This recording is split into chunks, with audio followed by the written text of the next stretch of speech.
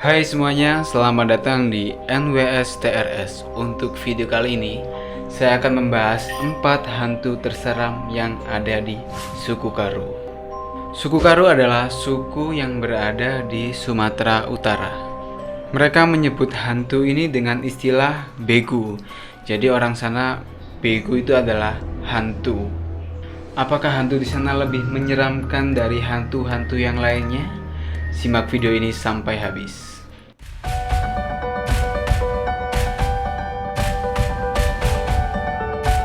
Yang pertama ada Begu Juma atau bisa disebut dengan hantu ladang. Hantu ini cukup ditakuti oleh masyarakat suku Karo, tetapi hantu ini memiliki perilaku yang bisa dibilang lucu. Konon katanya, Begu Juma ini adalah roh leluhur yang masih melakukan aktivitasnya seperti layaknya orang hidup. Tapi karena dunianya sudah berbeda, alamnya sudah berbeda, si Begu Juma ini sudah tidak mengenali anak cucunya. Jadi si Begu Juma ini tidak segan-segan untuk mengganggu siapapun yang ada di depannya.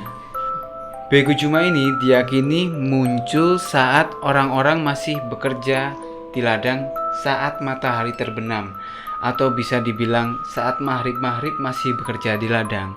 Nah, si Begu Juma ini datang menghampiri saat orang-orang masih bekerja. Hantu ini mengganggu orang dengan sosoknya yang sangat menyeramkan.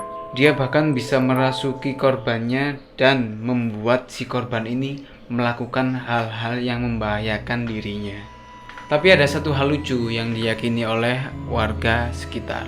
Begu Juma ini diyakini bisa menyelesaikan semua pekerjaan yang ada di ladang. Tetapi masyarakat Karo tidak memanfaatkan kebaikan si Begu Juma ini, melainkan karena sudah keburu takut melihat sosok seramnya si Begu Juma ini. Yang kedua ada Begu Ganjang atau hantu panjang.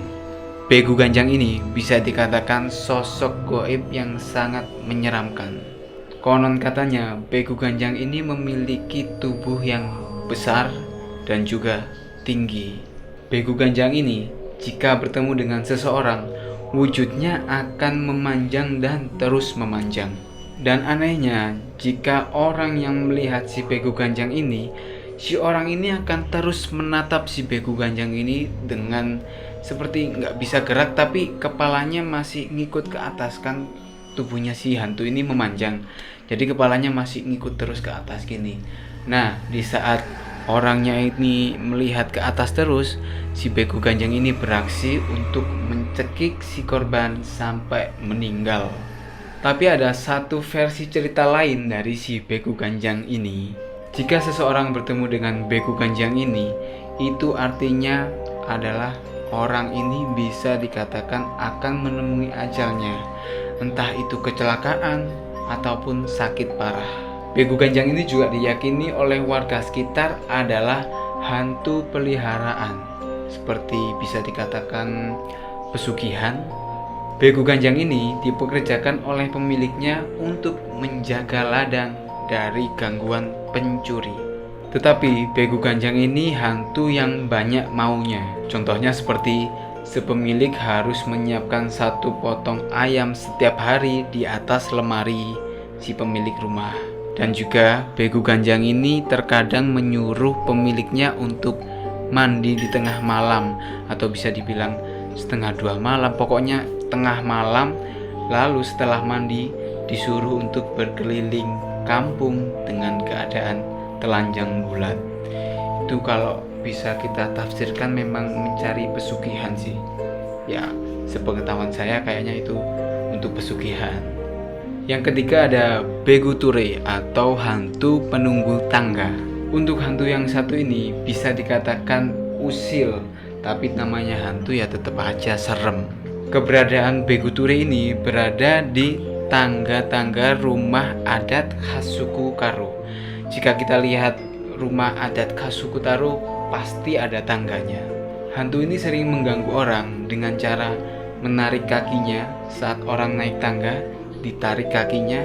Saat orang ini terjatuh, si Begu Ture ini merasa puas dan tertawa-tawa seperti seakan-akan mengolok-ngolok orang yang terjatuh. Beku Ture ini sosoknya adalah perempuan. Kalau kita jabarkan mungkin bisa dibilang seperti kuntilanak. Jadi buat kalian-kalian kalau naik tangga itu berdoa dulu, siapa tahu ada Beku Ture di bokon. Untuk yang terakhir ini ada Nini Kerangen atau hantu penjaga hutan. Hantu ini berada di hutan, pastinya namanya juga hantu penjaga hutan ya, di hutan. Nini Kerangen ini akan mengganggu seseorang jika di hutannya merasa terganggu. Contohnya seperti orang berkata kotor, membuang sampah sembarangan, terus kencing tanpa izin, dan yang paling parah ini adalah berbuat asusila di hutan. Hantu ini akan langsung membuat orang tersebut iliwer. Iliwer itu adalah seperti tersesat arah, jadi nggak bakal bisa keluar dari hutan ini. Jadi contohnya seperti berbuat asusila di hutan, lalu setelah berbuat asusila mereka pergi. Nah, pas pergi ini mereka akan tetap kembali ke tempat mereka melakukan hal tersebut. Jadi nggak bakal bisa keluar dari hutan itu. Tetapi ada satu kasus yang menceritakan orang ini berbuat asusila di tempat itu, tetapi bisa keluar dari hutan itu dengan satu syarat, jiwanya ditahan oleh si Nini Kerangen, rohnya ditahan oleh si Nini Kerangen ini. Fisik tubuhnya masih bisa pulang ke rumah. Tetapi sesampainya di rumah, orang tersebut langsung bisa dibilang sakit parah atau mempunyai gangguan kejiwaan. Ada satu cara yang mereka yakini untuk bisa memanggil rohnya kembali, dengan cara melepaskan satu ekor ayam hitam dan melakukan upacara releng tendi atau pemanggilan roh kembali. Dan perlahan-lahan orang tersebut akan sembuh kembali. Nah, itu adalah hantu-hantu atau begu-begu yang mereka yakini di suku Karo hingga saat ini. Bagaimana menurut kalian? Hantu tersebut menyeramkan atau B aja? Tinggalkan like dan komentar kalian tentang video ini. Terima kasih sudah menonton sampai habis. Sampai jumpa di video saya selanjutnya. Terima kasih.